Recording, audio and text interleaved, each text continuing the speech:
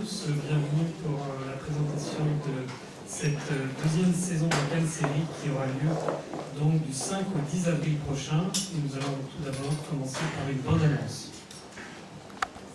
Un moment qui est important puisque c'est le lancement de notre deuxième saison de Cannes Série.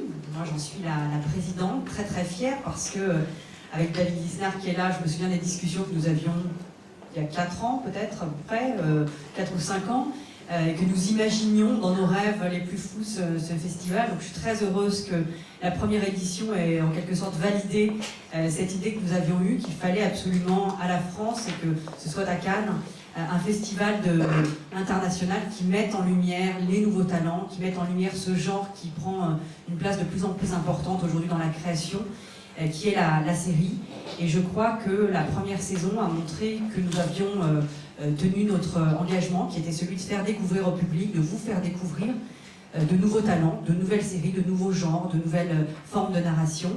Et je crois que le succès d'un festival, il se mesure, même s'il est très très jeune, et puis le nôtre est encore un peu un bébé, il va beaucoup grandir et évoluer dans les années qui viennent, mais je pense que le succès d'un festival se mesure à plusieurs choses. Et parmi celles-ci, il y a d'abord l'ambiance pendant le festival, la satisfaction des gens qui se trouvent là, des réalisateurs, des artistes, des producteurs. Et je crois que l'année dernière, malgré le temps un peu frais, l'ambiance était vraiment là. Et je crois que tous les invités, tous ceux qui étaient présents étaient très très heureux que cette fête des séries soit aussi réussie. Je crois que le succès d'un festival, il se mesure aussi et surtout à la capacité qu'il a de faire découvrir au public de nouvelles séries. Et de ce point de vue-là, je crois que la première édition a été vraiment très très réussie, puisque je ne vais pas citer toutes les séries qui ont reçu des prix, mais en particulier il y a quelques très belles histoires autour par exemple de When Heroes Fly, qui était une série israélienne qui a remporté le prix de la meilleure série l'année dernière, qui n'avait pas été diffusée, qui n'avait pas été achetée à l'international, et puis qui a finalement battu tous les records d'audience en Israël, qui a été signée pour une saison 2, qui a été signée également pour une version, un remake aux États-Unis, et qui dans la foulée a été achetée par une grande plateforme et qui est diffusée actuellement dans le monde entier avec beaucoup de succès. Donc c'est exactement ce genre d'histoire qu'on a vocation et qu'on a envie de continuer à porter à Cannes Série. Il y a aussi eu l'année dernière, c'était plus attendu, une première mondiale de Killing Eve, qui a été un énorme succès à la fois médiatique, critique et public. Les 2 stars féminines, vous vous souvenez, étaient présentes et je crois qu'elles ont été très très heureuses d'être avec nous à Cannes Série. Et ça a été aussi l'occasion pour le grand public de découvrir en avant-première une des meilleures séries de l'année dernière et davantage. Et puis enfin, une autre série que j'ai envie de citer parce que je trouve qu'elle était assez illustrative aussi de l'identité, de l'ADN de Cannes Série, c'est Miguel, qui est aussi une série israélienne, qui avait un sujet assez compliqué et assez inédit pour les séries, qui était l'histoire de l'adoption d'un enfant par un jeune homosexuel, qui était une série assez burlesque, mais très très intime et très personnelle, un peu autobiographique d'ailleurs pour le scénariste qui en avait écrit le scénario. Et c'est une série qui n'avait pas de distributeur, qui n'avait pas de vendeur et qui avait été diffusée mais un petit peu discrètement en Israël. Et grâce à Cannes Série, eh bien, qui a pu le révéler à un public international, la série a été achetée par Canal+, et elle sera diffusée, je crois, le 5 avril, donc en quelque sorte le jour de l'ouverture de Cannes Série, donc la boucle sera en quelque sorte bouclée, et je souhaite un très beau succès à cette série. Donc voilà, en quelques mots, ce que je voulais vous dire sur la première édition. Bien évidemment, ce que vous allez entendre de la présentation de la deuxième saison reproduit tous les bons ingrédients de la première année en les démultipliant et en étant encore plus ambitieux, encore plus divers, encore plus ouvert sur l'international. Et donc voilà, je souhaite une très belle deuxième édition à Cannes Série et bien sûr pour les années à venir une très très longue vie. Et je passe la parole à David.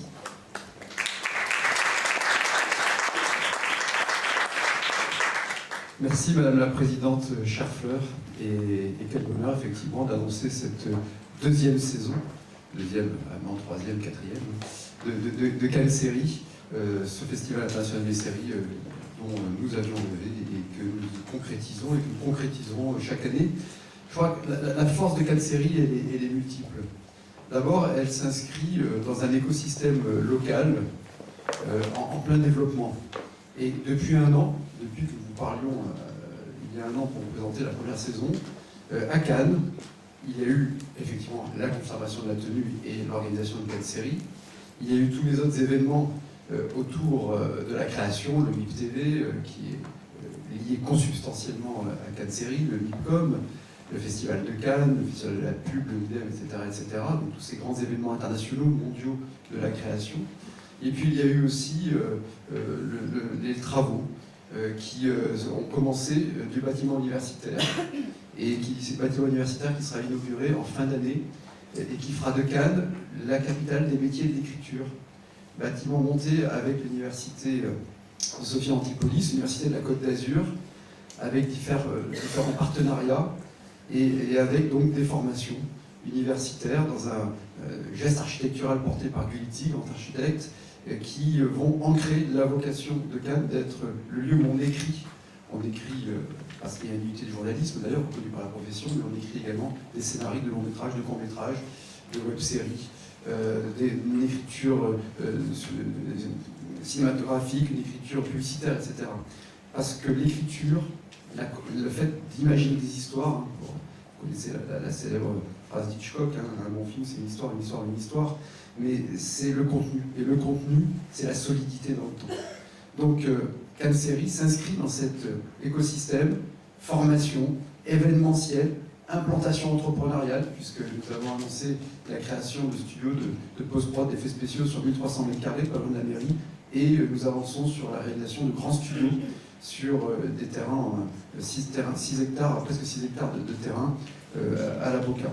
Donc les choses avancent, les choses sortent de terre, et chaque ingrédient de la mayonnaise d'un écosystème porteur de richesse, d'emploi, de valeur, d'identité pour Cannes, d'identité pour la Côte d'Azur, de lieu de création, de lieu de tournage, de lieu de partage, progresse. Et Cannes Série, c'est un élément qui renforce cette marche, et cet écosystème renforce Cannes Série. Une fertilisation croisée évidente qui trouve à Cannes et sur la Côte d'Azur toute sa légitimité.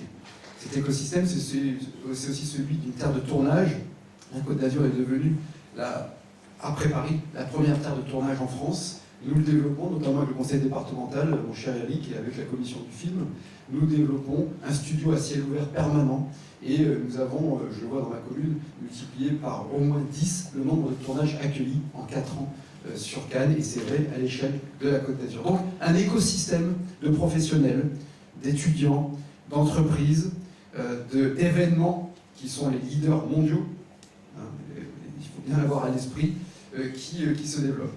Et puis depuis un an, il y a eu non seulement l'université qui est sortie de terre, mais également des décisions structurantes qui ont été prises, par exemple celle prise il y a 2 semaines de réaliser une nouvelle extension du Palais des Festivals et des Congrès, qui aujourd'hui est le premier centre de congrès en France hors Paris, qui est déjà sur 88 000 m², et nous avons décidé de mener une nouvelle extension, 62 millions d'euros de travaux, pour créer une nouvelle salle, une salle de concert, une salle de projection aux normes les plus exigeantes, de rénover les anciennes parties qui n'avaient pas encore été rénovées. Donc on est dans une logique de prospérité, de croissance, d'innovation, toujours à l'international.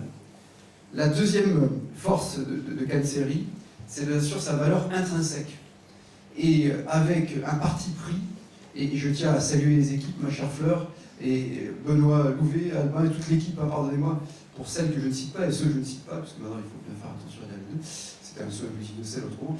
Mais, et avec un contenu, on l'a bien vu après l'édition 1, une volonté de sélection qualitative, une volonté de réunir les professionnels et le grand public, d'avoir cette singularité de projeter l'œuvre avec des qualités de projection absolument inouïes, exceptionnelles. Je parle sous le contrôle d'Albin, mais c'était un des retours qu'on avait des équipes l'année dernière, c'était d'avoir le bonheur d'être dans ce grand auditorium, là où est projetée la Palme d'Or du Festival de Cannes, et d'avoir des conditions optimales, les meilleures de France et parmi les meilleures du monde, pour projeter une œuvre audiovisuelle. Avec des œuvres elles-mêmes, alors c'est tout le talent du sélectionnaire, et ça, on verra 2019 ce que ça donne. En tout cas, la bande-annonce était alléchante, et le bilan de la saison 1 plaide en sa faveur. Mais on voit bien des partis pris artistiques, culturels forts. C'était comme ça que nous voulions avec Fleur Pellerin, et c'est ce qui est puissant. avec également des grandes rencontres avec le public. Une première édition l'année dernière, on a eu 20 000 entrées du grand public. Vous ajoutez à ça les plus de 10 000 professionnels de la crème qui sont là pour le MIP TV.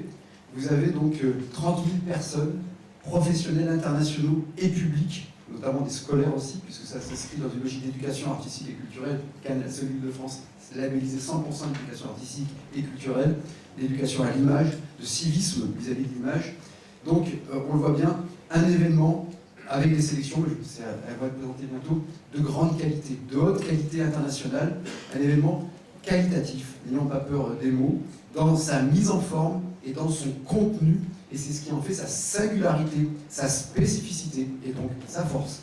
Troisième élément de la force de Cannes Série, c'est bien évidemment la réunion de partenaires solides, fiables, constants, constance de date de l'événement, constante de parti pris de l'événement, constante de cette volonté d'avoir un marché et des projections grand public, et un marché professionnel, et je tiens à saluer bien sûr parmi ses partenaires Ridmidem et MIP TV.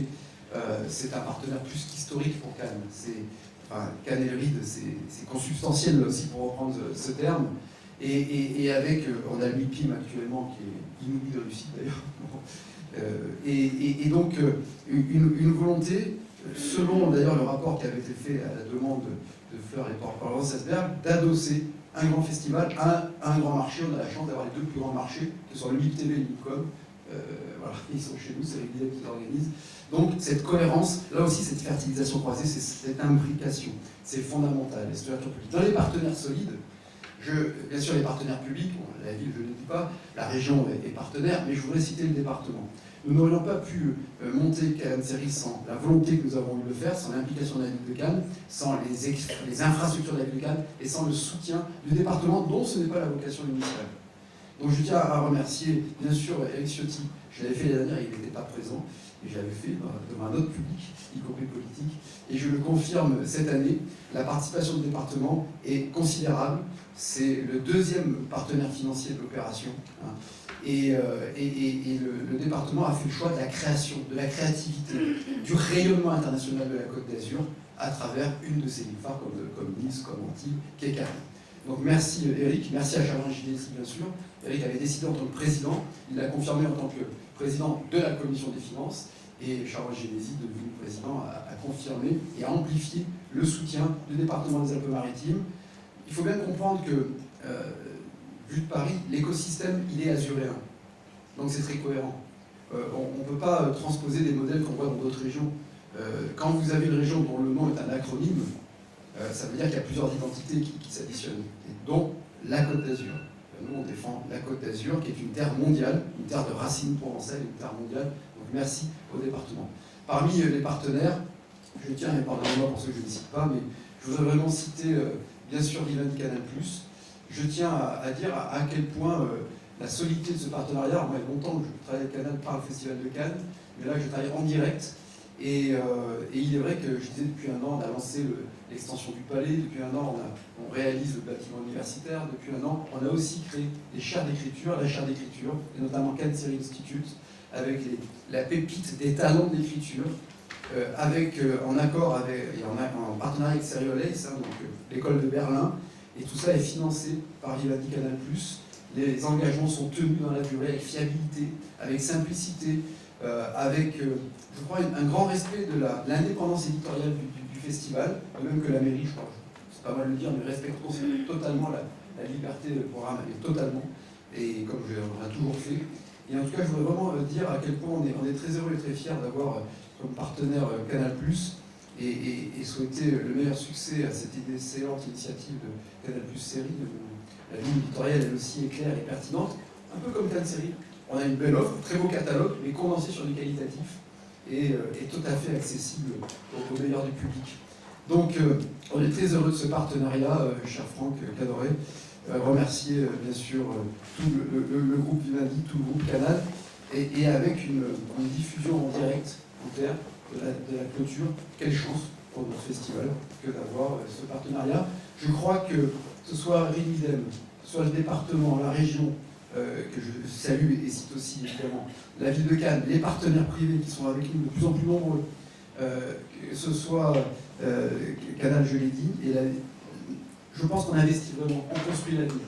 On construit l'avenir parce qu'on part d'une cohérence locale liée à l'international et d'une cohérence de contenu liée à de l'événementiel. Et en cela, je suis absolument convaincu que cette saison 2 de Cannes Série saura vous séduire. Moi, je l'attends avec impatience. En attendant aussi, encore plus vivement, les saisons 3, 4, 5 et Tutti Quanti. On a célébré les 50 ans de TV, effectivement les 50 ans de Cannes Série. Ce sera le lointain successeur qui parlera à ma place. Merci à vous.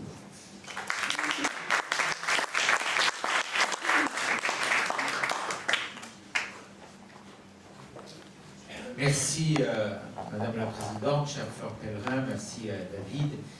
Quelques mots très brefs pour souligner à mon tour combien le département des Alpes-Maritimes était fier, se réjouissait d'accueillir ce deuxième festival Cannes Série. Après le succès de la première édition, nous avons pu, grâce à la mobilisation de tous les acteurs que je salue et qui sont ici autour de vous, Madame la Présidente, avec le groupe Canal+, bien sûr, je salue Franck Adoré, je salue le directeur général de Cannes Série, aussi Benoît Louvet. Tous ont été mobilisés, partenaires publics qui contribuent au financement du festival, partenaires privés, acteurs culturels qui ont fait de ce festival et qui sont en train d'installer ce festival comme une référence. Et je suis convaincu que Cannes Série va s'installer comme le grand festival international des séries, parce qu'il est à Cannes, et parce que Cannes a cette histoire et que personne ne peut effacer, ne peut concurrencer, si j'ose dire, la force, le message, le rayonnement dans le milieu du cinéma de Cannes. Donc c'était naturellement le bon choix que d'installer ce festival à Cannes, parce qu'il y a cette culture, il y a cette histoire du cinéma, à Cannes naturellement, depuis 1946, mais dans les Alpes-Maritimes aussi. Les Frères Lumière ont tourné et ont immortalisé le Carnaval de Nice en 1897.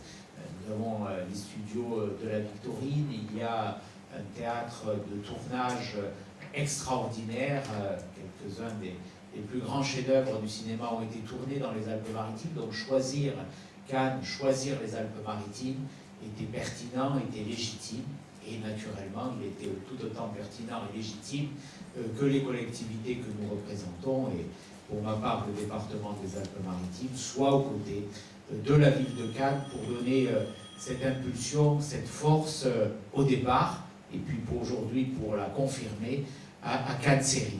Et tout cela n'aurait été pas possible, n'aurait pas été, je dirais, envisageable sans la détermination, sans la force de proposition et surtout de réalisation du maire de Cannes.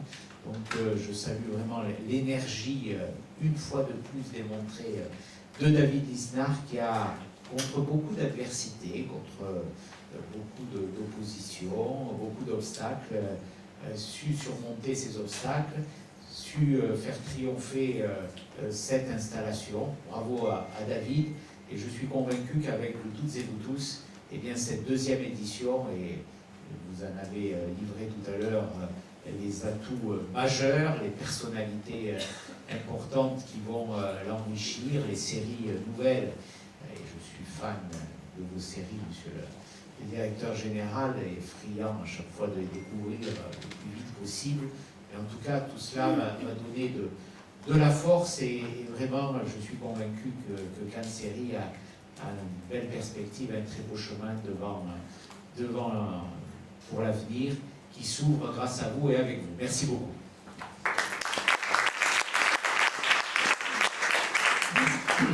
Merci beaucoup. Donc le festival, à nouveau, 5 piliers, comme l'an dernier. Tout d'abord la compétition officielle avec 10 séries en compétition qui seront projetées donc, dans l'auditorium Lumière, le fameux auditorium magique et mythique du Palais des Festivals. Cette année, nous aurons 6 séries hors compétition, dont Vernon Subutex, qui a déjà été annoncé en ouverture le vendredi 5 avril, avec la remise du prix Variety à Dienarig, qui a été annoncé récemment également. Et donc en clôture, un hors compétition qui vous sera présenté tout à l'heure, avec la cérémonie de clôture qui comportera 6 prix comme l'an dernier. Cérémonie de clôture donc, qui sera diffusée en direct et en clair sur Canal+, le mercredi 10 avril à 20h. Et un jury de 6 jurés internationaux. Ensuite, comme l'an dernier, une compétition de série courte qui elle aura lieu à la salle Miramar sur la Croisette avec 10 séries en compétition, un jury international et un prix des lecteurs qui sera attribué, un prix Télécapsat. Ensuite, des séances spéciales, une trentaine de séances spéciales, des rencontres, des masterclass, des projections et des avant-premières qui vous seront présentées par un peu plus tard, et donc qui auront lieu à la salle Miramar. Ensuite, In Development, donc suite au grand succès de l'an dernier de ce forum de coproduction, nous lançons une deuxième édition avec le MIT TV et avec l'ambition de faire encore plus haut, plus fort. Donc ce forum de coproduction sera logé cette année au cœur du MIT TV, dans le Palais des Festivals. On y a beaucoup travaillé et MIT TV a choisi de faire ce mouvement-là qui est très important pour nous. Et il sera plus long puisqu'il durera 3 jours et demi. 16 projets seront pitchés pour des séries longues et 6 projets pour des séries courtes. Fédération Entertainment et la Fabrique des Formats proposeront d'accompagner un ou deux des projets sélectionnés en développement et financement comme l'an dernier. Seront présents dans l'espace au Palais des Festivals, la région Sud, Provence-Alpes-Côte d'Azur, le département des Alpes-Maritimes, la commission du film Côte d'Azur, et nous aurons comme partenaires l'EDEC, le programme européen Chimera, ainsi que la SACEM. Enfin, Cannes Series Institute, dont le maire a parlé tout à l'heure, donc une nouvelle promotion de la résidence d'écriture dédiée aux séries a été lancée le 5 mars dernier, avec 8 jeunes talents de haut niveau. Elle se terminera juste après la fin de Cannes Series. Cette résidence est initiée et organisée par la mairie de Cannes, l'Université Côte d'Azur, Canal+, et Serialize, le programme d'écriture de l'école de Berlin. Et donc nous avons le plaisir de vous annoncer aujourd'hui que Cathy Vernet sera la marraine de la résidence, Cathy Vernet qui a réalisé Vernon Subutex. Voilà donc une autre chose, et je vais passer la parole à Fleur, parce qu'on a aussi dans nos valeurs une réflexion et une position sur le genre et les séries.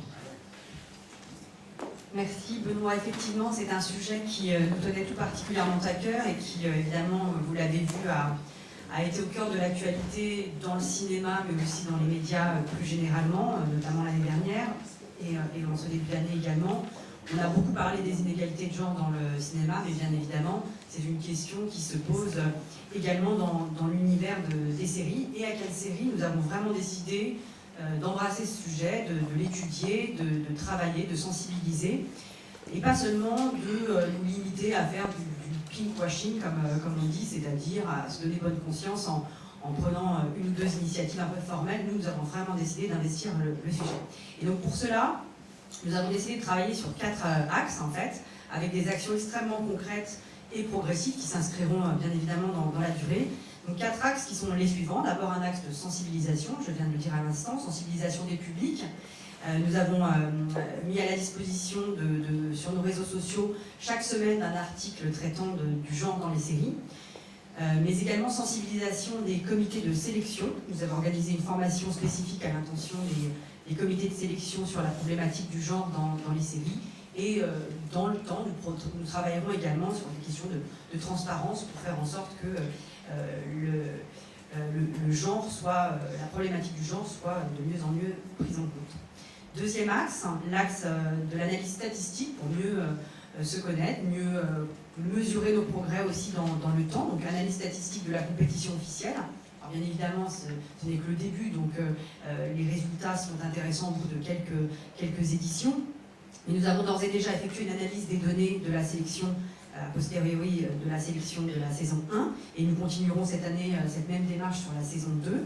Ce qui ressort pour l'instant, même si, encore une fois, ces résultats n'ont pas suffisamment de profondeur historique pour le moment pour être analysée, c'est que devant la caméra, c'est-à-dire dans les séries, eh bien, celles-ci sont assez équilibrées en termes de parité. En revanche, derrière la caméra, les inégalités semblent plutôt se creuser en termes de proportion de femmes réalisatrices et showrunneuses, qui sont peu élevées. Troisième axe sur lequel nous souhaitons travailler, c'est l'axe de la programmation. Et donc cette année, nous allons organiser une séance spéciale autour d'une série qui s'appelle Kings et qui est réalisée par Mikata. Donc elle sera projetée mardi après-midi. Donc c'est une série très intéressante. Elle sera suivie d'un débat, d'une séance de questions-réponses avec le casting, qui sera très riche. Donc cette série, pour ceux qui n'en ont pas entendu parler, Kings, ce sont des femmes, certaines d'entre elles très connues, qui ont revêtu les attributs du masculin, donc qui sont vraiment habillées et maquillées comme des hommes, de façon d'ailleurs parfois assez impressionnante, et qui partent explorer la ville et vivre donc avec ces attributs.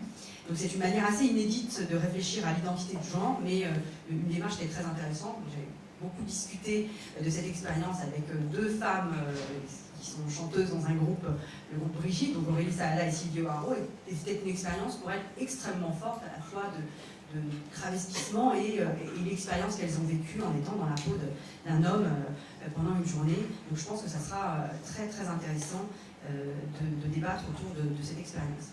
Et puis quatrième axe, l'axe de l'engagement. Cannes Série signera mardi 9 avril la charte 50-50 pour la parité et la diversité dans les festivals de cinéma. C'était important pour nous qu'il y ait ce geste formel, cet engagement formel, cette signature de la charte. Mais vous l'avez compris, cette signature ne fait sens que parce qu'il y a les trois autres axes d'action qui sont mis en œuvre et qui montrent que c'est l'engagement que nous avons pour la problématique genre et série est vraiment quelque chose qui nous tient à cœur et que nous souhaitons matérialiser de façon extrêmement concrète et dans la durée. Merci. Et je repasse la parole à Benoît.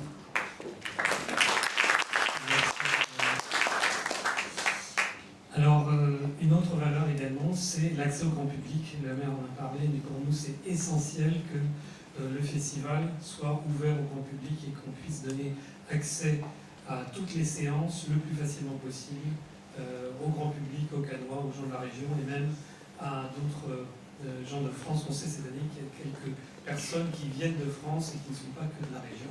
Et donc, tout sera gratuit, la billetterie sera gratuite, c'est important pour nous. Donc, très concrètement, à partir du 19 mars, on réservera 5000 billets qui seront distribués aux Cannois pendant 3 jours et la billetterie en ligne ouvrira à partir du vendredi 22 mars prochain. Le dress code n'a pas changé. C'est une grande réussite l'an dernier, donc je vous le rappelle, Creative Chic, qui ne signifie rien du tout, mais justement, ça veut dire que chacun peut s'habiller comme il veut et le tapis sera toujours rose. Voilà, il est déjà livré au palais. Et donc maintenant quelques mots sur les partenariats. Donc tout d'abord le MIG TV, qui est, comme David le rappelait, pour nous un partenaire extrêmement important, puisque un festival ne peut exister sans un marché. Donc pour nous, la chance qu'on a eue vraiment et qu'on a pu expérimenter l'an dernier, c'est de pouvoir s'adosser à un marché qui existe depuis des dizaines d'années, qui a 10 000 participants, qui est un des plus connus et des plus forts après le MIPCOM, qui a lieu tous les ans au mois d'octobre. Donc on est ravis de travailler avec le MIG TV. On a beaucoup travaillé avec eux pour créer des passerelles cette année encore plus fortes, et en particulier que les professionnels puissent avoir accès encore plus simplement, parce que c'était un petit peu compliqué l'an dernier. Et ça sera donc vrai pour vous, journalistes également, pour pouvoir avoir accès aux séances en compétition. Ensuite, Jérôme est là, et je vous remercie beaucoup d'être présent. Et demain d'ailleurs, nous faisons une conférence de presse à Cannes, à laquelle assistera Paul Zilk, le président de l'Église, évidemment, pour notre plus grand jour. Vous avez là donc l'ensemble des partenaires qui donc sont déjà représentés par les partenaires publics, donc la mairie de Cannes, je remercie ici à nouveau chaleureusement la mairie de Cannes et toutes ces équipes qui travaillent au quotidien pour nous et qui prévoient beaucoup d'animations dans les villes cette année, encore plus que l'an dernier, le département des Alpes-Maritimes et la région Sud, Provence-Alpes-Côte d'Azur. Donc, concernant les partenaires privés, nous avons tous les partenaires de l'an dernier reviennent, donc ça c'est pour nous c'était une bonne nouvelle. Et nous avons un gros partenaire à nouveau cette année qui est Air France, plus vous avez là toute une liste de partenariats autres et de partenariats médias. Il y a également des mécènes qui ne sont pas cités ici, comme Suez et Média Transfert qui nous ont rejoints également. Et donc parmi ces partenaires privés, le Primus Inter Pares, c'est Canal+, qui est vraiment un très gros, le partenaire privé le plus important pour nous, avec qui nous travaillons main dans la main au quotidien, qui produira donc la cérémonie de clôture. Et je vais demander donc à Franck Adoré de dire quelques mots. Merci Benoît. Bonjour à tous et à toutes. Pour Canal, c'est simple, nous on est ravis. Mais alors, franchement ravis. Et on est tellement contents d'être associés à Cannes Série que je peux vous dire que les équipes de Canal vont donner le meilleur d'eux-mêmes pour cette cérémonie. On va franchement faire un truc, j'espère, super. En tout cas, la volonté est là. Alors pourquoi on est ravis? D'abord parce que sur la vision que vous avez eue il y a 4 ans, cette vision aujourd'hui, le genre des séries n'arrête pas d'augmenter. Et je vais vous en donner un chiffre. L'année dernière, nous avons sorti donc, le Bureau des légendes.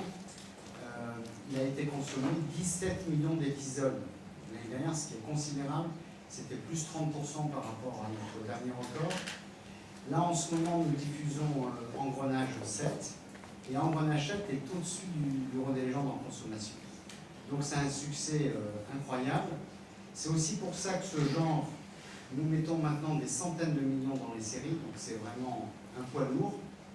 En plus, nous avons annoncé il y a 2 jours le lancement de notre service de SVOD Canal+ Séries, qui est concentré sur les séries et les séries documentaires. Donc nous l'avons annoncé il y a 2 jours, et vous allez d'ailleurs voir, j'en profite, dire pour la sélection, merci, parce que l'année dernière, vous avez présenté Killing Eve, on l'a acheté, on l'a diffusé sur les antennes de Canal, c'est un grand succès, et la semaine prochaine, vous verrez une campagne de publicité avec Killing Eve, où justement la thématique c'est donne-moi tes codes Canal+ Série, bon, avec un peu de pression, mais c'est vous dire que ça nous plaît vraiment. Donc c'est pour ça qu'on est vraiment très content. Donc on a la chance d'avoir, vous êtes top, je ne vais pas faire très politique, vous êtes top. Et on a envie de donner le meilleur de nous-mêmes, et puis surtout pour l'Université des auteurs qui nous tient à cœur. Donc il y a cette chaire, le Cannes Storytelling Institute, où là, parce que c'est les auteurs effectivement, on est associés, pas seulement financièrement, mais aussi d'un mécénat de compétences, parce que ce sont les équipes qui réalisent les séries de Canal, qui vont aider ces jeunes. Et franchement, il y a un écosystème qui est formidable. Enfin, vraiment, on est vraiment très contents. C'est décontracté, c'est Cannes, c'est le village mondial. Enfin, c'est top. Voilà, c'est tout ce que je veux dire. Merci à tous.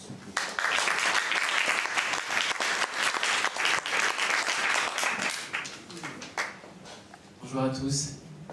Merci d'être aussi nombreux. Alors voilà, on va rentrer dans le vif du sujet. La programmation.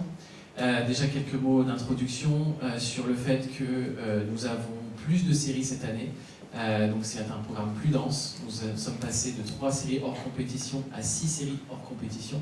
On va commencer par vous raconter le détail de ces séries.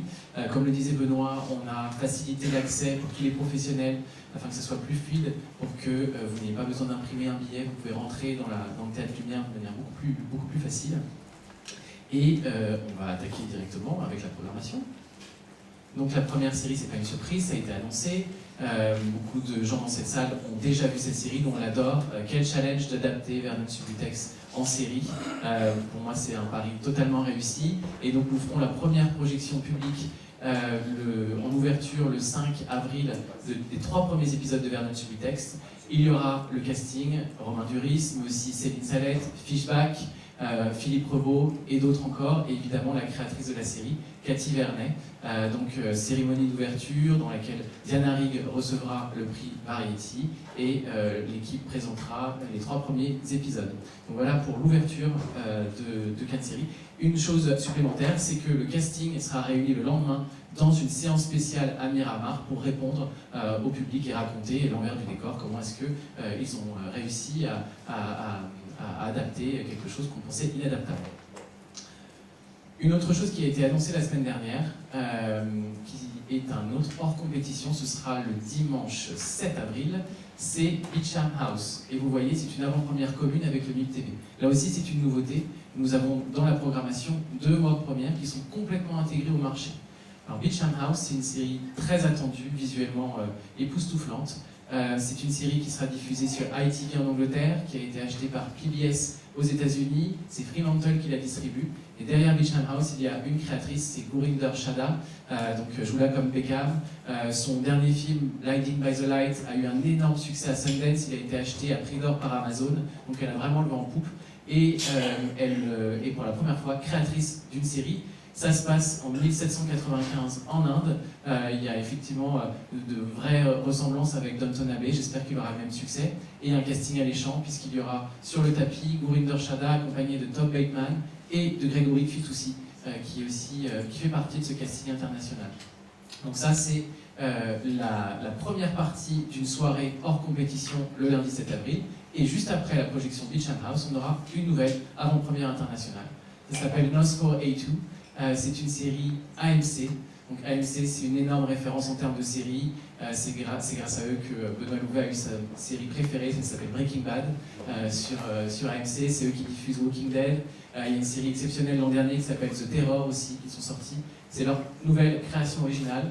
Vous le reconnaîtrez peut-être pas là-dessus, mais le comédien qui est ici, c'est Zachary Quinto, qui est grimé puisqu'il joue le rôle d'un espèce de bogeyman qui va kidnapper des jeunes enfants. C'est une série très stylisée qui est adaptée d'un roman de Joe Hill, le fils de Stephen King, qui a participé à la création de cette série, qui sera présent également avec le showrunner Jamie O'Brien.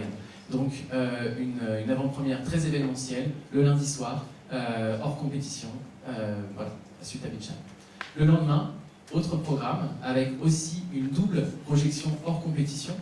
Et là, on a 2 séries qui viennent du même créateur, même chaîne de création, c'est Starz.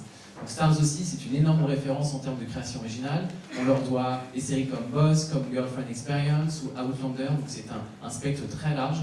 Starz a été acheté il y a 2 ans par Lionsgate et ça va être un intervenant très important dans les créations originales. Et donc on va avoir la world première de The Rook. The Rook qui est un thriller qui mêle espionnage et paranormal avec un casting de choix. Donc vous avez la jeune comédienne Emma Greenwell, mais il y aura aussi Olivia Munn et aussi Joely Richardson que vous connaissez dans Nip Tuck, la fille de Vanessa Redgrave. Donc les 3 comédiennes seront là pour l'avant-première mondiale de The Rook. Donc nous diffuserons un épisode. Même soirée, autre ambiance, une autre série, Starz. Tout à l'heure, je vous parlais de Gurinder Chadha, qui est une référence du cinéma, qui fait sa première série en tant que créatrice. Et bien là, on va aller vers une autre très très grande signature du cinéma indépendant. Il s'appelle Greg Araki. On le connaît depuis des décennies, de Doom Generation à Kaboom et j'en passe. Greg Araki qui réalise des séries, mais en tant que réalisateur uniquement d'épisodes. Il a fait des épisodes de Riverdale, de 13 Reasons Why, et avec No Apocalypse, c'est sa première création originale. Et là, on est dans un univers complètement déjanté. C'est Greg Araki qui rejoint un peu l'univers de Bret Easton Ellis. Donc on est dans la jeunesse millennials à Los Angeles. Le trailer est assez représentatif, il y a un cast pléthorique avec notamment Roxanne Mesquida. Donc nous diffuserons les 2 premiers épisodes de cette série vraiment inclassable. Et la clôture, donc la 6e et dernière série hors compétition, on est vraiment très très fiers. Ce sera la première mondiale de Years and Years. Years and Years, c'est une des séries les plus attendues du moment. Pourquoi? Parce que la signature de Years and Years, ce n'est personne d'autre que Russell T. Davies, qui est le créateur de Queer as Folk. C'est lui qui a permis à Doctor Who d'être aussi puissant aujourd'hui dans les années 2000. Et c'est sa nouvelle création, c'est quelqu'un de très engagé, et il fait une série qui l'est tout autant. La série est encore en tournage à Manchester. C'est l'histoire d'une famille de Manchester qu'on va suivre en 6 épisodes sur 15 ans. Chaque épisode est une autre année. On va suivre l'évolution technologique et aussi la dégradation de la vie politique. Ça se passe en Angleterre. Toute référence à des choses réelles sont peut-être fortuites. Et ce sera Emma Thompson qui incarnera une politicienne populiste, qui a beaucoup de succès. Donc Years and Years qui clôturera le festival, qui sera après la cérémonie de clôture, qui, je vous rappelle, sera en direct sur Canal+, et présentée par Monsieur Poulpe, comme nous l'avons annoncé la semaine dernière. Voilà pour le hors compétition.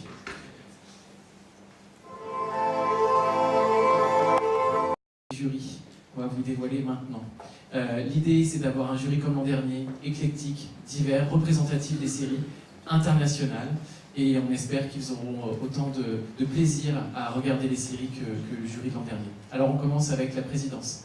La présidence, il s'appelle Baran Bohodar, il est suisse, c'est un réalisateur, c'est un scénariste et c'est aussi un showrunner. Il a un fait de gloire en série, mais pas n'importe lequel, c'est la série Dark de Netflix, une série allemande, qui est à nos yeux une des séries les plus inventives, les plus exceptionnelles de ces dernières années, en tout cas, à n'en pas douter, la plus ambitieuse. Baran Bohodar est en pleine finalisation de la saison 2 de Dark. Après avoir fait cette série, il a signé un output avec Netflix, donc à n'en pas douter, un nom à suivre et qui va nous apporter beaucoup de séries. À ses côtés, 5 personnalités, et on commence avec une personnalité que le monde britannique connaît parfaitement. C'est une des personnes les plus populaires en Grande-Bretagne. Il s'appelle Stephen Fry. Alors, je ne pourrais pas résumer sa carrière en quelques mots. Il est acteur, il est humoriste, il est scénariste, il est réalisateur, il est aussi écrivain. Sa carrière se déroule sur des décennies. Au cinéma, il a tourné avec Robert Altman, avec Peter Jackson, avec Tim Burton, les frères Wachowski. Enfin, c'est pléthorique. Et il a commencé par les séries, une série culte des années 80 en Angleterre qui s'appelle Blackadder, dans laquelle il est. Il a démarré aussi avec une autre personnalité qu'on aime beaucoup qui s'appelle Hugh Laurie. Ça s'appelait A Bit of Fry and Laurie dans les années 80. C'est une vraie sommité. On est vraiment très très heureux qu'il ait accepté notre invitation. Une comédienne pour l'accompagner. Elle vient d'Italie, de Sicile. Elle s'appelle Myriam Leone.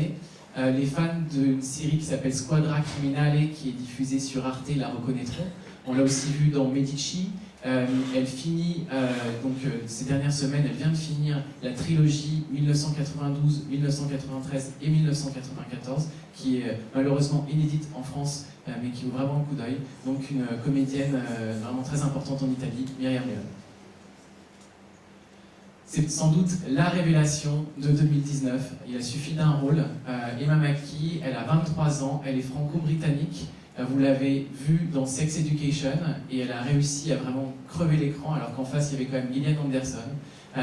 C'est vraiment le nouveau visage. On n'en doute pas qu'elle aura une carrière très riche et on est vraiment très content qu'elle soit dans le jury. Un compositeur pour les accompagner, un compositeur assez génial, il s'appelle Robin Couder pour l'état civil. C'est le compositeur de la musique du Bureau des légendes. C'est un collaborateur fidèle de réalisateurs comme Alexandre Aja ou comme Rebecca Zotowski. Il a fait tous ces films. Et d'ailleurs, il est en train de composer la musique de la première série que Rebecca Zotowski est en train de créer, qui s'appelle Sauvage, qui sera une création originale Canal+. Donc, Rob. Et pour finir, une autre incarnation des séries, c'est un autre univers, elle s'appelle Catherine Winnick. C'est une histoire assez originale.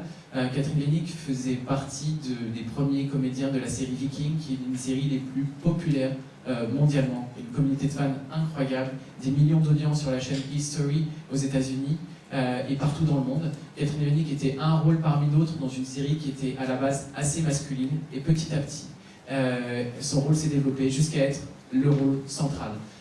Elle en est même à réaliser certains épisodes de la série qui est encore inédite, la série qui clôturera, la saison qui clôturera cette série, la saison 6. Donc canadienne, Catherine Winnick, voilà les 6 personnalités du jury.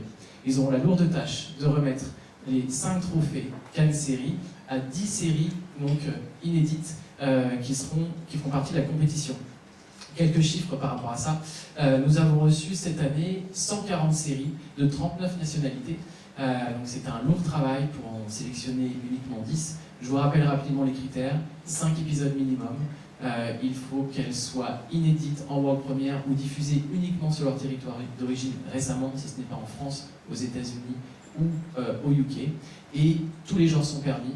Le critère principal, c'est la qualité intrinsèque des séries. Et nous avons beaucoup travaillé, on est vraiment très très fiers de la sélection qu'on va vous présenter. À commencer par Bauhaus, donc une série qui est une coproduction entre la ZDF et Arte, donc très qualitative. Donc là on est dans du costume drama. L'Allemagne a vraiment le vent en poupe côté série. J'ai parlé de Dark, l'Allemagne qui va être représentée 2 fois à Cannes Série cette année. Donc cette série a été créée coécrite et réalisée par Lars Krömer. Lars Krömer, c'est le réalisateur de La Révolution silencieuse, qui a eu beaucoup de succès critique au cinéma indépendant il y a très peu de temps. Le comédien principal, vous le reconnaissez peut-être, c'est August Diehl. C'est lui qui incarnait Karl Marx dans le film de Raoul Peck qui est sorti il y a peu. Et c'est vraiment une superbe adaptation. On est en 1919, c'est le centenaire de la création du Bauhaus. August Diehl incarne Walter Gropius et on va voir dans quelle mesure cette période était folle post-Première Guerre mondiale, une période de révolution, de révolution féminine, tout était permis. Et donc on va suivre donc sur le long terme toute l'évolution de la création de cette école, qui était vraiment très révolutionnaire. Cette série est distribuée par Beta. Autre série allemande, donc, elles seront deux, mais là on est dans un registre très différent. Le titre est assez explicite, on est vraiment dans du Breaking Bad chez les ados.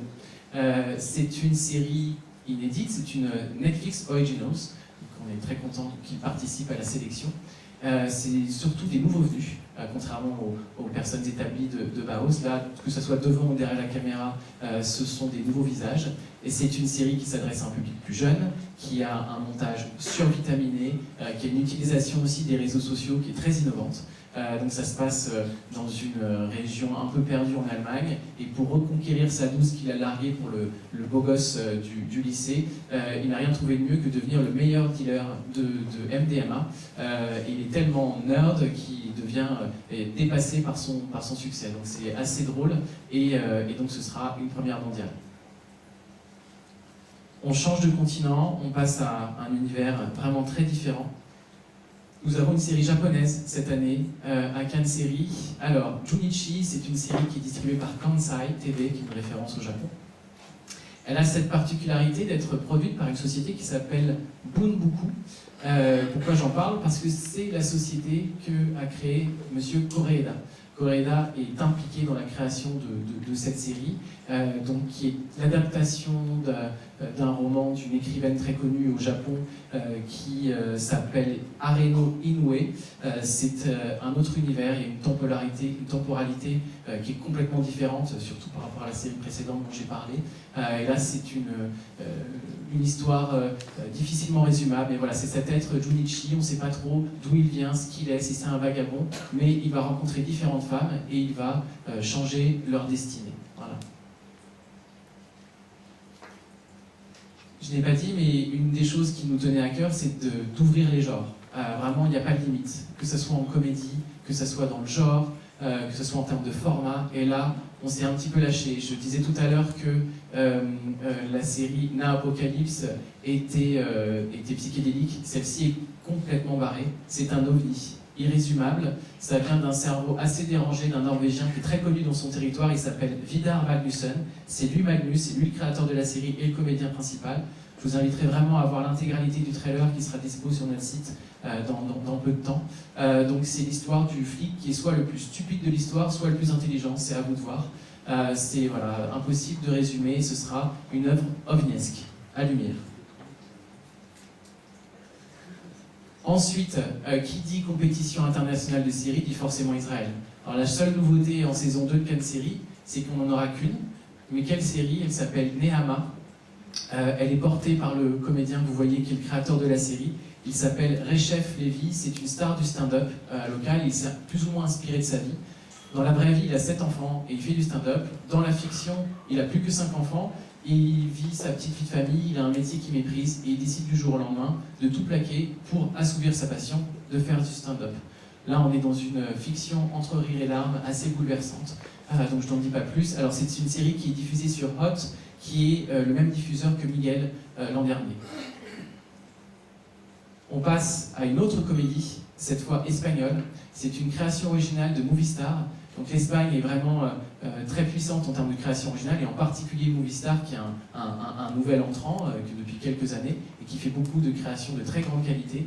Et on a été vraiment, on a énormément ri en découvrant cette série, qui est portée par la créatrice, qui est la comédienne du milieu, qui s'appelle Laetitia Dolera. C'est une série sur une crise, 3 crises de copines trentenaires dont la vie part complètement en vrille, et on va voir comment est-ce qu'elles vont essayer de trouver des solutions ou pas. Donc c'est une série qui est distribuée par Beta. Il y a un côté très rafraîchissant et une liberté de ton qui nous a énormément séduit. On parlait de découverte. Cannes Série est là pour montrer des séries attendues, mais aussi faire des découvertes. Et je pense qu'avec Studio Tarara, ça fait totalement partie de ces créneaux-là. Studio Tarara, c'est une série belge. Les Belges sont aussi excessivement inventifs en termes de création originale de séries. Et nous en avons deux en sélection. Donc Studio Tarara, c'est une première production, une boîte qui s'appelle Shelter, qui habituellement faisait du non-scripted, de la comédie pure.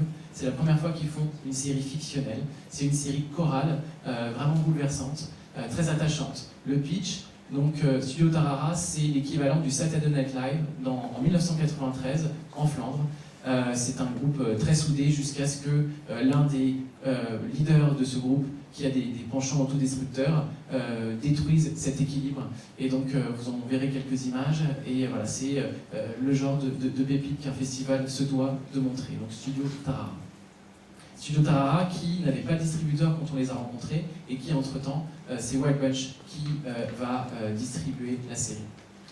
Je vous l'ai dit tout à l'heure, cette année, on a deux world premières communes avec le MIP TV. L'une était hors compétition, c'était Beach House. La deuxième, ça s'appelle The Feed. Et là, ça fait partie des séries les plus attendues. Donc elle est assez exceptionnelle. Très attendue, pourquoi ? Parce que c'est la première création originale d'un autre nouvel entrant dans l'univers des séries, c'est Liberty Global. Donc c'est une série anglaise, Liberty Global, qui a racheté Virgin Media. La série sera diffusée donc sur Liberty Media au UK et sur Amazon aux US. C'est une série futuriste d'anticipation. The Feed, c'est en fait un système qui permet de donner aux gens la possibilité d'avoir tous les cerveaux connectés. Donc plus besoin de téléphone portable, tout est déjà intégré dans le cerveau, on peut passer des appels, écouter de la musique, faire plein de choses. Et évidemment, tout ce système va se dérégler. Donc c'est excessivement bien fait et il y a un casting de choix. Donc le comédien que vous voyez s'appelle Guy Burnett, il est accompagné d'une comédienne qui s'appelle Nina Toussaint qu'on a vu dans Bodyguard. Et à côté d'eux, il y a Michelle Fairley, Lady Stark de Game of Thrones, et David Twellis, qui est un très grand comédien. Je ne sais pas si vous avez vu Fargo saison 3, mais il est incroyable dans cette série. Et l'anecdote, c'est qu'il y a plusieurs dizaines d'années, il a reçu le prix d'interprétation à Cannes pour Naked. Voilà pour The Feed. Encore deux séries. Donc on explore de nouveaux territoires et on a une série russe en compétition cette année. Et donc des nouveaux territoires, mais aussi de nouveaux genres. C'est une série de genres excessivement efficace avec un pitch très simple. Un virus à Moscou, mortel, il faut se protéger et des familles recomposées vont devoir se regrouper pour survivre. C'est d'une efficacité sans faille et c'est la seule série dont on ne diffusera qu'un seul épisode. Toutes les autres, on en diffusera deux. Il y a une raison à cela, c'est qu'elle est en pleine production. Donc le deuxième épisode n'est même pas encore achevé sur le tournage. Une autre caractéristique, c'est qu'elle a un cast très important, à commencer par Mariana Spivak. Mariana Spivak, excusez-moi.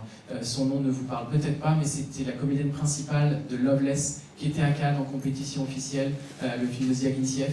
Elle apparaît également dans la dernière saison du Bureau des légendes et elle sera là pour l'avant-première de la série. C'est une série qui sera diffusée sur TV3. On conclut la compétition. Je vous disais, la Belgique, très très puissante en termes de création originale. Studio Tarara était une surprise, The 12 était très attendu. Donc The 12, c'est une série qui est distribuée par Fédération. Il y a également le producteur iWork qui a beaucoup d'expérience dans les séries. Et les créateurs de la série sont ceux qui ont fait Hôtel de séjour, qui était une des meilleures séries belges de ces dernières années. The 12, la référence est à peine voilée à 12 hommes en colère. On est dans une série de procès, donc 12 jurés qui vont devoir prendre une décision sur le procès le plus médiatique en Flandre, l'infanticide présumé d'une directrice d'école respectée, donc qui aurait commis cet infanticide et un autre meurtre. La particularité de cette série, c'est que chacun des jurés a une vie complexe et donc chaque épisode suivra le quotidien de ces jurés. On verra comment le côté psychologique va devoir influer sur leur décision finale. Il y a de multiples linéarités, c'est excessivement classique, tellement bien fait. Donc voilà, donc pour clôturer la sélection, et donc on va vous présenter un clip, comme tout à l'heure, des séries sélectionnées. On va juste vous montrer un clip. pareil, donc 10 séries internationales. Jean-Michel Albert, le responsable de la section séries courtes, détaillera le contenu et vous aurez donc toutes les informations dans le communiqué de presse. On a reçu plus de 80 séries de dizaines de nationalités. Et donc voilà un petit clip aussi pour vous présenter la section courte. Et donc on va consacrer 2 jours intégralement au format court. La compétition du format court aura lieu le mardi et le mercredi matin du festival, étalée sur 2 jours. Et les après-midi seront consacrés à des séances spéciales autour du format court. Une chose que je n'ai pas mentionnée aussi, qui vous concerne, on a un partenariat avec Festivalscope, qui est un organisme qui permet d'avoir des liens sécurisés pour visionner des vidéos. C'est un festival très établi dans le monde du cinéma, qui fait une première incursion dans l'univers des séries. Et cela va vous permettre, pour les journalistes, d'obtenir les liens des séries en amont du festival pour préparer vos papiers. Et pour les gens du MIP TV de manière plus générale, une fois la projection effectuée, s'ils n'ont pas pu assister aux séances à lumière, eh bien, ils auront accès à cette plateforme pour voir les séries sélectionnées. Voilà, donc c'était pour tout ce qui était compétition, longue forme, out of competition et short form. On va passer aux séances spéciales. Donc les séances spéciales, c'est aussi très très important dans Cannes Série. Ça se passe à l'espace Miramar, ça durera tout le long du festival et du matin au soir, il y aura des séances qui seront diverses et variées, toujours accessibles pour le grand public. Et on va commencer par 2 masterclass vraiment très attendues. Comme je vous le disais, Diana Rigg est notre invitée d'honneur. Elle va recevoir un prix vendredi soir, mais c'était essentiel pour nous qu'elle consacre du temps pour répondre aux questions, pour qu'on revienne sur sa carrière. Donc on fera une longue masterclass avec cette tellement grande dame de l'univers des séries. Je vous rappelle que c'est Emma Peel dans Chapeau Melon pour les plus anciens qui sont ici. C'est aussi Lady Olenna Tyrell dans Game of Thrones pour les plus jeunes. Et c'est la seule femme à être mariée quelques minutes, certes, avec James Bond. Donc ça c'est pour la présentation. Elle a 80 ans et on est vraiment très très très heureux qu'elle nous consacre du temps et pour le public. À ses côtés, un des showrunners les plus respectés, il est anglais, il s'appelle Steven Knight, on lui doit Taboo et Peaky Blinders, qui est une des séries les plus suivies, qui est diffusée en France sur Arte et aussi sur Netflix. Donc il sera là pour faire une masterclass au long cours pour le grand public. Steven Knight, qui aussi dans la même journée, se rendra à In Development, donc l'endroit qui est partagé entre Cannes Série et le MIP TV, et là il aura une session qui sera plus orientée B2B autour de son processus créatif. Voilà les passerelles entre Cannes Série et le MIP et In Development. Cannes Série s'adresse à tous les publics et va faire beaucoup de rencontres des avant-premières. À commencer par Plus belle la vie, qui est une série dont la longévité nous étonne tous. C'est incroyable de maintenir ce niveau après tant d'années. Ils célébreront leurs 15 ans l'été prochain. Donc nous rassemblerons plusieurs comédiens. On diffusera un épisode inédit et le public aura l'occasion de rencontrer l'équipe pour parler de la série. Alors, quand on parle de série culte, comment ne pas qualifier les Mystères de l'amour dans le paysage audiovisuel français? Mystères de l'amour qui va célébrer son 500e épisode ce mois-ci. Donc nous recevrons aussi des comédiens. Là, il n'est pas question d'avoir d'épisodes inédits, il est question surtout de rencontrer l'homme qui est derrière tout ça. Son pseudonyme, c'est Jean-François Porry. Son vrai nom, c'est Jean-Luc Azoulay. Et c'est lui qui a changé la face de la télévision depuis les années 90. Donc cette séance sera centrée autour de lui, autour de son univers. Voilà. Une des séries qui a aussi, je crois qu'on est à sa 17e saison, qui rassemble toujours des millions et des millions de spectateurs. Là, nous aurons un épisode en avant-première, la présence des comédiens, des producteurs, des réalisateurs, donc un effectif très fort pour représenter Alice Nevers. Tout ceci n'étant évidemment pas exhaustif. Les séries autrement aussi, comment voir les séries avec un regard différent, à commencer par la venue d'Adèle Van Rett. Adèle Van Rett, elle est philosophe. Elle est productrice de l'émission Les Chemins de la Philosophie, qui est une des émissions les plus podcastées en France. Elle est animatrice sur Public Sénat, elle fait Dardar sur France Télévisions, et elle va consacrer une séance pour nous raconter les rapports entre séries et philosophie. Il sera moins question de philosophie dans la séance suivante. Là, on parle de Destination Série, qui est une émission culte des années 90, à une époque pas si lointaine où il n'y avait pas encore Internet. Donc les manières de suivre les séries du moment étaient plus compliquées. Moi, c'est personnellement grâce à cette émission que j'ai pu découvrir des Dream On, des Oz, des Seinfeld et Friends et j'en passe. Et il y a un fan de cette série, de cette émission, c'est Éric Judor. Et donc Éric Judor va modérer une séance autour de Destination Série, en compagnie de ces deux animateurs historiques, Alain Carazé et Jean-Pierre Donnet, qui seront réunis. La deuxième partie de la séance, les rôles seront inversés et on parlera du parcours de Éric Judor, qui se nourrit de séries américaines. Et Éric Judor nous fait l'amitié de venir alors qu'il est en plein tournage de la dernière saison en date de Platane. L'an dernier, nous avions diffusé le documentaire d'Olivier Joyard sur le générique des séries. Olivier Joyard va nous livrer en toute dernière minute son nouveau documentaire. Cette fois, son angle, c'est le binge. Pas le binge du point de vue des consommateurs, mais du point de vue de l'industrie. Donc il est allé rencontrer des showrunners comme Donald Glover de Atlanta. Il est allé rencontrer des grands exécutifs de chez Netflix notamment, pour que eux donnent leur vision et comment la production s'adapte à la nouvelle manière de consommer. Donc nous aurons la diffusion inédite de ce documentaire et un Q&A à sa suite. Comme je vous le disais également, le format court est très important. Fleur a donné une indication sur la séance autour de Kings. Donc il y a vraiment un concept qu'on aime beaucoup. Les créatrices et comédiennes seront là pour parler de leur expérience. On diffusera quelques épisodes. On veut mettre en avant le format court et quel meilleur ambassadeur que François Descraques, qui vient du format court, qui maintenant travaille sur un long métrage, il a une cote de popularité énorme, donc ce sera une vraie rencontre avec lui. Donc c'est le créateur du Visiteur du Futur et plein d'autres choses. Donc il sera là pour parler de sa vision des choses, comment est-ce qu'on passe du court au long, comment les choses vont évoluer aussi dans la manière de consommer les séries. Calls est une série, une création décalée qui a été lancée l'an dernier sur Canal, qu'on apprécie beaucoup, elle est très originale, puisqu'elle est plus sonore que visuelle, et ça fait une superbe expérience en salle. Donc nous allons diffuser plusieurs épisodes totalement inédits, ils viennent d'être achevés, de la nouvelle saison de Calls, qui a été créée par un tout jeune showrunner qui s'appelle Timothée Hochet. Et une caractéristique supplémentaire de Calls, qui est à ma connaissance la seule série française à avoir été achetée par Apple Originals. Donc voilà, ce n'est que le début, cette série ne va faire que monter en puissance. Donc on aura une très belle séance en compagnie de Timothée Hochet. Et pour finir, une autre incarnation du format court, il s'appelle Jérôme Niel, il sera avec son comparse Adrien Méniel, et il nous présentera sa dernière série, Phantom Force, qui est en fait un hommage aux séries des années 90. Voilà, donc tout ceci n'est pas du tout exhaustif, il y aura plein d'autres choses qui seront dévoilées au fur et à mesure, et voilà, plein de talents qui arpenteront le tapis rose. Merci à tous. Merci.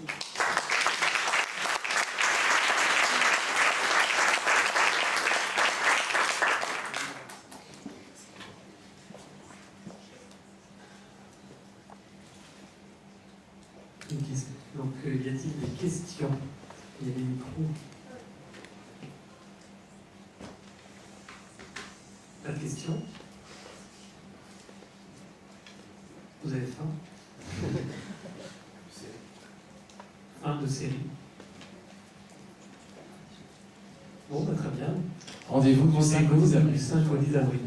Merci à vous tous. Merci.